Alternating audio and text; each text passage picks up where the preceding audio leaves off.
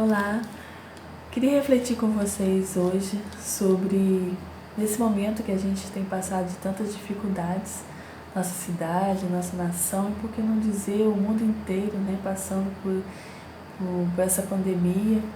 E queria refletir sobre essa pergunta: Deus está demorando a vir ao nosso encontro, a ouvir o nosso clamor, ou somos nós que demoramos a entender aquilo que Ele quer para a gente? Gostaria de ler com vocês em João, capítulo 11, dos versículos 1 ao versículo 7. E a palavra de Deus fala assim: um homem chamado Lázaro estava doente. Ele morava em Betânia com suas irmãs Maria e Marta. Foi Maria, a irmã de Lázaro, que mais tarde derramou perfume caro nos pés do Senhor e os enxugou com os cabelos. As duas irmãs enviaram um recado a Jesus dizendo: Senhor, seu amigo querido está muito doente. Quando Jesus ouviu isso, disse: a doença de Lázaro não acabará em morte. Ela aconteceu para a glória de Deus, para que o Filho de Deus receba a glória por meio dela. Jesus amava Marta, Maria e Lázaro. Ouvindo, portanto, que Lázaro estava doente, ficou mais 2 dias onde estava.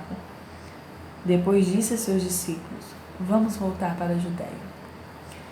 Esse texto mostra Jesus, uma família muito querida de Jesus, Marta, Maria e Lázaro. Era uma família que Jesus sempre ficava na casa deles, e ele estava acompanhando o ministério de Jesus lá em Betânia.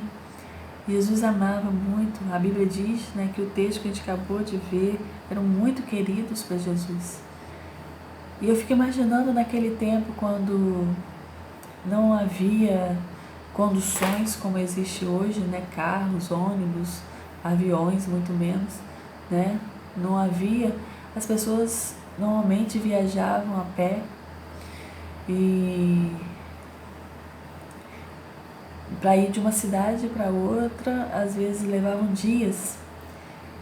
E a leitura da palavra de Deus aqui mostra que quando Maria e Marta enviaram o mensageiro para falar com Jesus que Lázaro estava muito doente, eles levaram um certo tempo até chegar a Jesus, porque Jesus estava em outra cidade. E ainda assim Jesus levou 2 dias naquela cidade, para depois retornar à cidade onde estava aquela família. Então, quando Jesus chegou, a história conta depois, quem não conhece pode ler o restante. A história conta que quando Jesus chegou lá, Lázaro já tinha morrido 4 dias, já estava morto 4 dias. Então, será que Jesus não sabia disso tudo? Quais eram os propósitos de Jesus para esse tempo? Jesus, ele amava muito Lázaro, Marta e Maria, e sabia o que estava acontecendo. Para Marta e Maria ter enviado o mensageiro até ele, o caso era grave, E elas esperavam que Jesus fosse correndo, porque elas entendiam que quando Jesus estava ali, se Jesus estivesse ali com eles, as coisas seriam diferentes. Lázaro seria curado, e a tranquilidade, a paz seria maior na vida delas. Elas queriam Jesus ali bem rápido perto delas. Mas Jesus ainda demorou 2 dias para depois começar a viagem. Jesus tinha uma certeza de que Lázaro não ficaria morto, mas que ele tinha outro propósito, tinha outro objetivo para aquele acontecimento. Seria a glorificação do nome do Senhor. E isso era o objetivo maior, isso era o propósito maior. E quando a gente lê e vê o restante da história, vê quando Jesus chega lá, e Marta e Maria falam a mesma coisa para Jesus: se o Senhor estivesse aqui, Lázaro não teria morrido. E mesmo Jesus sabendo que Lázaro seria ressuscitado. A poucos minutos depois, Jesus chorou. Ele chorou porque ele amava aquelas pessoas e sabia o sentimento que eles estavam ali passando, pela dor que elas estavam passando. Jesus sabia e ele chorou junto com elas. Mas ele tinha um propósito para ali, como nós falamos, como ele tem um propósito para hoje. Hoje nós estamos passando um momento muito difícil, né? A gente fica, por mais que a gente confie, que a gente entenda a palavra do Senhor, a gente é ser humano, a gente fica preocupado, né? E a gente toma os nossos cuidados, a gente precisa tomar os nossos cuidados, se isso é certo, né? A gente clama ao Senhor, ora, intercede. E o nosso desejo é que Jesus venha logo e ouça o nosso clamor, como Marta e Maria. A gente sabe que se Jesus vier logo e ouvir o nosso clamor, isso tudo vai acabar logo. Como eu tenho orado, eu creio que se o Senhor quiser, com apenas uma palavra, tudo isso acaba. O que é um vírus diante do Senhor? O que é um vírus diante do nome, que é sobre todo nome? Ele pode acabar com isso de uma hora para outra. Mas eu creio que Deus tem propósitos maiores para isso. Propósito para que o nome de Deus seja glorificado.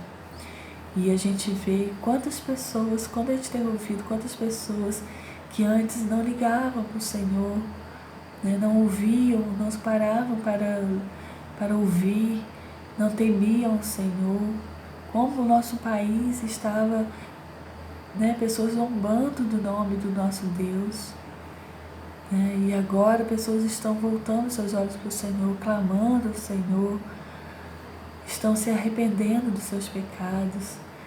A gente tem visto muito isso, pessoas se salvando, pessoas se libertando, e até mesmo a igreja do Senhor. Acho que o propósito maior do Senhor também é para nós igrejas que estamos anestesiados, adormecidos, né?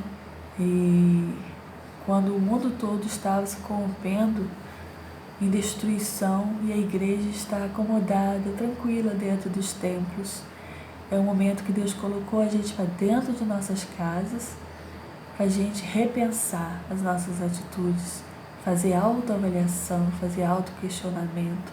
Nós somos igreja, não é o templo, nós somos a igreja. E a igreja de Cristo precisa repensar suas atitudes, se realmente está cumprindo a sua missão que Jesus deixou para nós, a missão de sermos instrumentos dele para a redenção, para a salvação das pessoas. Quantas pessoas estão morrendo sem ouvir ou sem que a gente se importe de levar o evangelho para eles? A gente precisa acordar. A igreja de Cristo precisa acordar. E a gente precisa entender que tudo é para glorificar o nome do Senhor. E esse momento é um momento maior disso, né?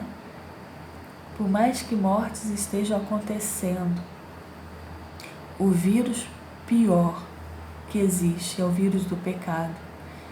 E a gente precisa entender que pessoas morrerem por causa do vírus do pecado, a morte é eterna.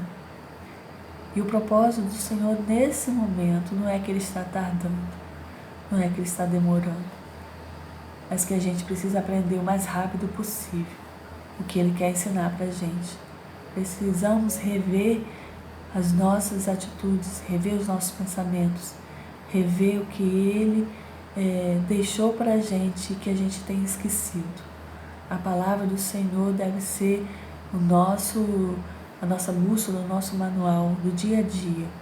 E a gente precisa falar com Deus, valorizar esse tempo tão maravilhoso de estarmos pertinho de Deus.